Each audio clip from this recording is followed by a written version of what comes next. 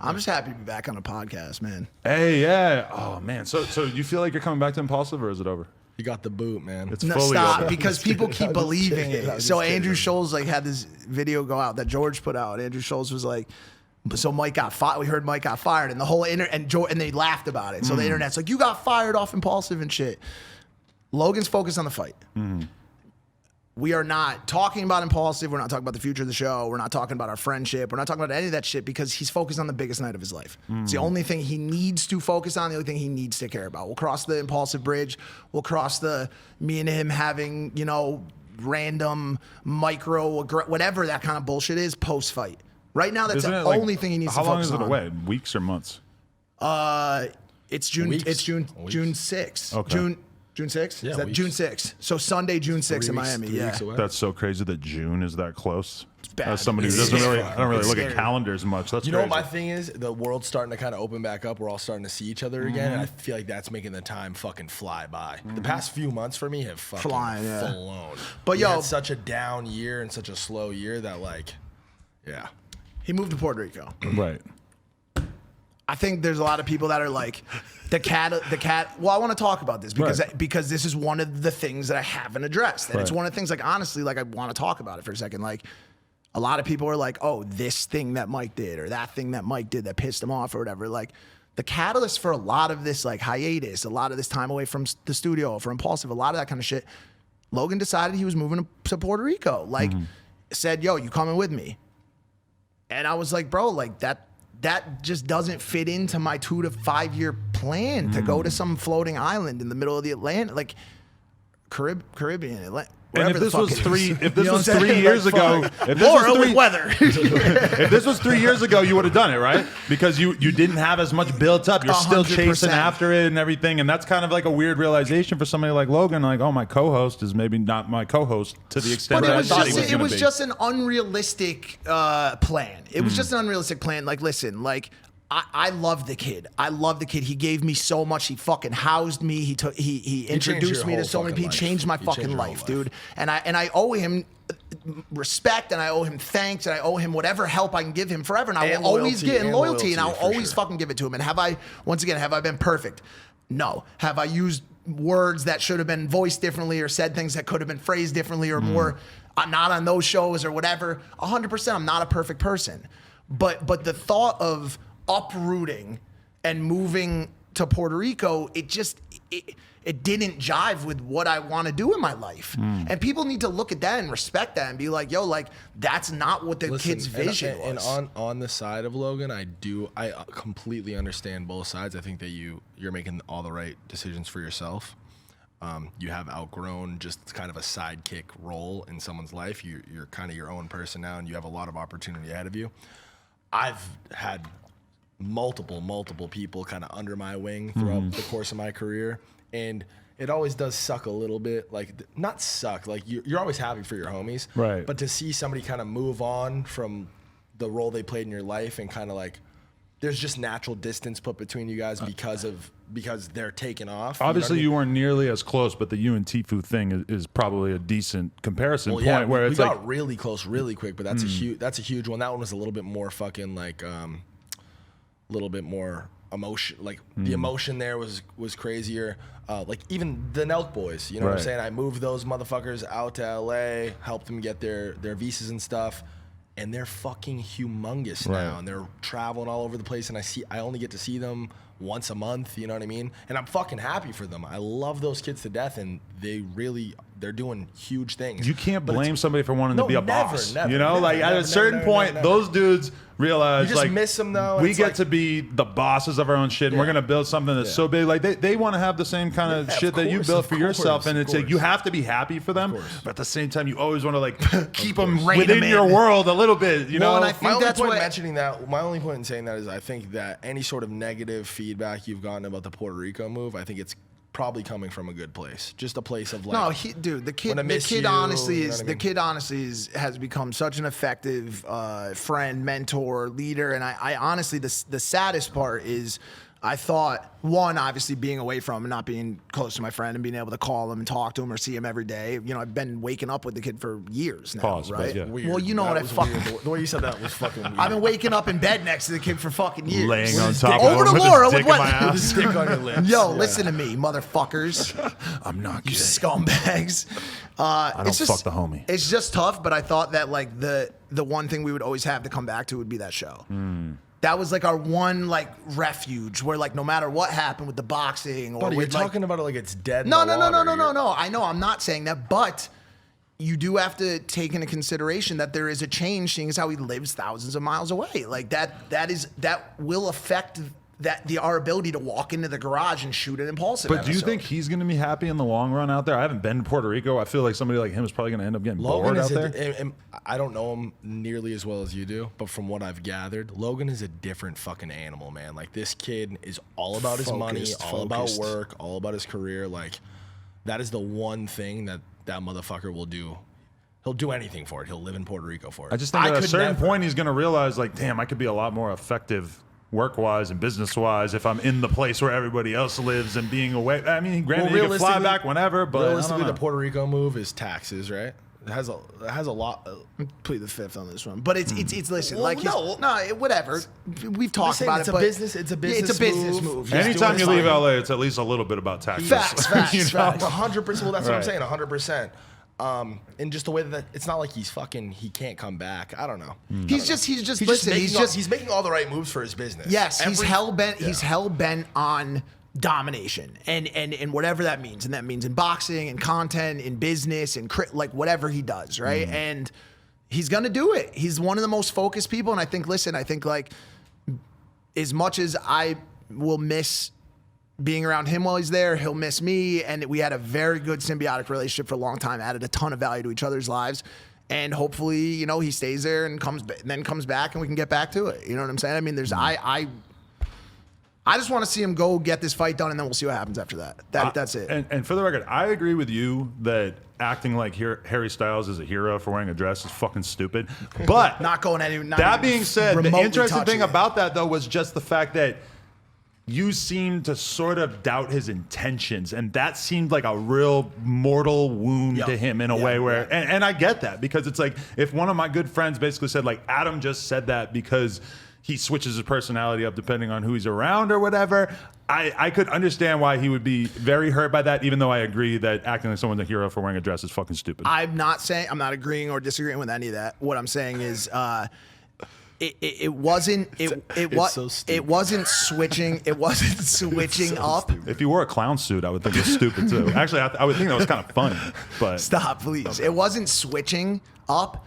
It was. wait. Hold on. It was bringing the energy that I would have in closed settings to a podcast that contained people that he doesn't exactly see eye to eye with. that's true. I wanna You say need one to thing with the read. You dress need thing. to. I need to do a much better job of reading the room, of realizing and understanding the people that I'm around when I make either jokes, tongue-in-cheek remarks, or say things that could be considered adversary or in adversity to someone's belief set, right? And I was wrong. I was 100% wrong, dude. And I think at the time when I said it, I did believe that was the case, and that he felt certain, or he might act certain ways in certain cases towards A-list topics. But we had obviously a long discussion afterwards where he clarified, and I learned from it, and I fucking moved on, and so did he. And then some other, quick bullshit happened and kind of reopened the can, and now we're. I want to add some serious go. notes. So what you said, I do want to circle back to the dudes wearing a dress thing. There is one case where a couple of guys wore a dress in a public forum, and I would call them heroes for this. Do you guys remember Matt Stone and Trey Parker? South Park. The South Park guys. Where did they wear a dress for?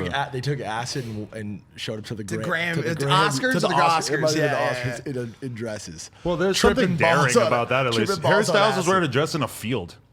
Like, nobody's even going to see you. You're just going to take it off They after. pulled up on some funny shit, tripping acid. That's fire. There's Those just- dudes are fucking heroes for that in my book. But going back to what you just said, listen, whatever was the outcome between you and Logan in that situation, that's between you guys. I don't have an opinion on that, to be honest.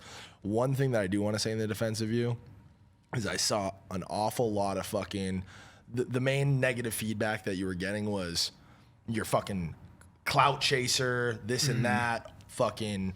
Mike's a fake friend. Mike's whatever clout chaser and A leech, a snake. yeah, that whatever. shit doesn't sit right with me, and it actually doesn't make any sense because this is how I view things because I do know you and I know that these things aren't true about you. What sense does that make? You're a clout. Logan Paul debatably has the fucking most clout on the fucking planet. He's up there. If you were chasing clout, what would like demeaning Logan a little bit in front of Keemstar? Why would that help your situation? Exactly. If anything, when Logan is clearly like, if you're gonna suck anybody's cock, it's probably gonna be Logan's. Exactly. What Bro, the fuck I've been what are you the gonna do only on our person Spotify to original? check a lot of these people. I have never once agreed just to agree with them. I'm the offset. I'm the counterweight That's what I'm on saying. Impulsive. If I'm not, and in his life, if I'm not there, a lot of that dick sucking goes down. A lot of that yes man type The shit ironic goes part down. too is this fucking whole dress scandal shit happened on my podcast. So I know, right? I felt fucking bad about all of it, whatever. Right. But that's exactly what you just said. It just doesn't make sense. If you're gonna fucking clout chase or dick ride anybody, it's gonna be fucking Logan Paul. Like If he's the one who could probably help you out the most. He certainly has helped you out the most so far, but it's not like it doesn't make sense that you would hate on him to gain something in that moment. It felt like that was actually how you and felt. what's- / you were being humorous. And I think again, to an I know extent. this motherfucker on such a deep level. It's like we're talking about a fucking kid who is one of the only elements in Logan's life that contradicts things that he says and Because that's why he challenges things brought that you says. around initially, right? Exactly. That's the role he's always played. And two, we're talking about a kid who was just dating one of the fucking most clouded girls on the planet. Mm-hmm. Lana Rhoades is on she's a different animal when it comes Mm-hmm. to this engagement, this nerdy fucking influencer shit, metric shit. And you just broke up with her. And that's definitely not in the interest of somebody who's clout chasing or trying to get views and followers. Your Lana Rhoades videos will I could always have done that, will bro. If I always be just your biggest laid down videos. to her, demands. That's what I'm I could saying. have had 8 million views a week for the rest of my fucking life. So if there's one point I can make, it's the clout just chaser don't- shit with you. It's like it's not a legitimate criticism. It's not. You've proven that that's not the case. It's just people will always have something. No matter how you operate, I'm a polarizing character. I'm a polarizing character. I have opinions. I have beliefs. I'm loud. I'm boisterous. Someone could say obnoxious. People could say a lot of things. No matter what I say, good or bad, people are gonna have something to fucking say. Some will like it, some won't. And lately, I've been trying to get into the mind state of being appreciative of commentary and feedback and comments and engagement, no matter what sentiment or direction it goes in. If I'm on an episode of Impulsive and I go to the comments and every single comment is about me, Mike wouldn't shut up, fuck this kid. Then one comment, he's got good points, but fuck him anyways, and fuck that kid. But that's how it was at first, right? No. It goes through levels Oh, of that. okay. But then the episode I'm off, they're like, Mike's not here. Good. Fuck that kid. And then and a couple comments down, we miss Mike, and it's all Mike. I've tried to get agnostic to whether it's good or bad commentary, just simply the fact that people are having an emotional reaction to me either being there or not being there. Because that's what this is all about. It's when people stop talking. It's when people stop saying, yo, like, wow, what he said was ridiculous, or wow, his take was ridiculous, or the way he carries himself. It's when people all of a sudden just stop writing, stop talking. That's when you got to fucking work. Listen. In this space, at least, especially when it's a business that runs off of engagement. Something to consider too. Listen, this is something that I've kind of recently come to the realization about with just comments and feedback on the internet in general. It's something that I've never really heard anybody discuss or talk about. When you come across a video with 1 million views on YouTube, typically how many comments does it have? Less than 10,000, right? Yeah, usually. 10,000 in Yeah. that ballpark. That is a small percentage of the overall people Absolutely. who Yeah, viewed yeah, that yeah, video. yeah. Most people don't Comment. You have to be like really in it to be commenting, and you have to really be attached in like really hardcore internet. 10,000 comments, 1%. So you can kind of assume that the other 99% were pretty on board with it. Well, that's, Yes, no, Hey, but and the that's what I'm saying. like rate reflects that. Right. But listen, it's not that you have to be pretty on board. No, hold on. I'm gonna give you a quick. Hold on. my point in saying that to you is, at least for me, the feedback that I've heard, because people know that we're friends, like my family, my dad back home, his fucking favorite person on the internet of all time. I've never heard more about any other individual from my fucking father, the guy who gave me life, than this fucking guy. Loves him. Wears the Clocked In merch. The book, has read the book. My fucking mom's read the book. They all fucking love you. My homies back home love you. I know for a fact my dad's not leaving comments on fucking YouTube. Most people aren't leaving comments. I don't really comment a ton of shit. Yeah. I'll comment on like my friend's Instagram post. I'll occasionally respond to a tweet of a homie, but I'm not sitting all day on my fucking computer commenting. Especially YouTube. When's the last time you left a YouTube comment? Have you ever left a YouTube comment? Oh, all the time, but it's for like your engagement own videos. purposes for the most part. It's like I'm here to be seen. You have two types of people in the comments. Genuinely great fucking people who leave comments like, love you guys, love the show. Great feedback. And you see people like that and that's a fucking nice person. That's a person who's just walking around, average person, just a fucking good person. Yeah. And then you have those hardcore opinionated fuckhead troll motherfuckers who just their mission is for us to talk about. But I think the commonality between all of the commenters on YouTube especially is age. I really, how many like even 24-year-old, even really strong internet people are that old and leaving? And here's the problem. For a guy like me who has a demo and plays into the demographic and audience that is your dad, your homies back in fucking New Hampshire. These kids are like, yo, this is the anti-influencer, the porn star dude, the cheeseburger fucking dude, the dude that was addicted to drugs and made it out the fucking crack house to where he is. The fucking 14-year-olds that are obsessed with social norms and what Trisha Paytas has to say about sexuality, they hate me. They fucking hate me, bro, because they're like, this dude does not respect men in dresses. This dude does not respect fucking this or respect that. When honestly, those aren't even my beliefs. Yeah. Right. Those aren't even my fucking beliefs. I think men should feel comfortable doing whatever they want. I've said it a million times, same way you feel. If you don't affect me or my livelihood or the livelihood of my family, I don't give a fuck what you do. Be happy. Do whatever you want. Be happy, and that's how I am. More power to you. But he's 100% right. Like, those aren't my people. And manager Jeff tells me that every day. He's like, these dudes that are or these men and women that are fucking with you, leaving comments on Twitter, this and that you almost get to a point where you feel like you have to respond to, those aren't your people. That's why I tell those you aren't not my to fans. even Those read aren't that your shit. fans. Don't He's even like my read that shit. brother back home in New York that fucks with. He's 32 years old. He's rocking your clothing. He doesn't give a shit what the internet has to say about you. Keep going, motherfucker. Exactly. Internet's weird because the loudest voices always get the most attention, but the loudest, shrillest voices are usually not representative of the majority. At all. And they're not your fans. That's the biggest thing. That's the biggest That's thing. the biggest Yeah. fucking. That's why I tell you, just don't fucking read that shit. Just don't read it. He's done good at that. I still, year 3 in, I'm still. They do get me on my toes sometimes, bro. Like I said, I'm not impervious to feeling like people are against me, yo. I have that feeling in me, bro. I've had that feeling in me my whole fucking life, bro. From an emotional standpoint. You know what I'm saying? It was just me and you in the kitchen, and I said, he's all stressed out because of what happened last night with the pros and cons thing. Yeah. And I was like, Mike, age, what do you think these people look like that are tweeting me this shit? If you were walking down the street and you walked past the playground and a bunch of 13-year-old kids hopped off the swing set and said, fuck you, you're an ugly piece of shit. Right. Like, what would your response be to that? Or like, fuck you, you did Lana dirty. Like, are you going to walk over, put a fucking knee in the sand and kids, listen, this is what's going on. Pros, cons. Like, no, dude. Like, you're going to laugh and fucking text your homies like, yo, a bunch of fucking little kids just talk shit at me and threw water From the balloons at me. seesaw. Yeah, that's what I'm saying, bro. Like, that's really, there's no faces to this shit. And like you said, it gets amplified. So it's hard to weave through that shit. But it's kind of weird being like I don't want to say middle-aged, but we're all like kind of like a little bit older white guys. 30, the world has been taken over by all these cute little TikTok guys. They Fuck dance. those kids, man. They're mixed race. They're trans. They got earrings. Kids. And I'm just over here just binary as fuck, just boring as hell, just being a guy, eating meat, just like drinking milk. Bro, when I tell people I drink cow milk, they're like, you fucking sick, twisted individual. I'm like, I got a glass of chocolate milk over here and a bacon, egg, and cheese.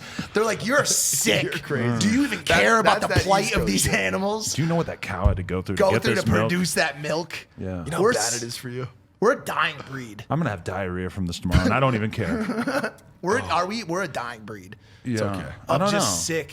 I mean, but I feel like there's like a big appetite for like a guy who seems like, you know, he might be doing construction if he wasn't here. Yes. You know? And honestly, that's And he knows one. what Percocets taste like. Yeah, exactly. like. The drip. They know what the drip feels like going down their throat. They're like, this kid used to be a fucked up guy. No, and honestly, like as much as we laugh about it, that makes up a lot of my fan base. That makes up a lot of my fan base. People that are down and out. People that are in fucking New Hampshire, Regular fucked people. up, Regular regular people. fucking people that are going through the trials and tribulations of life and are like, yo, this dude was at rock bottom.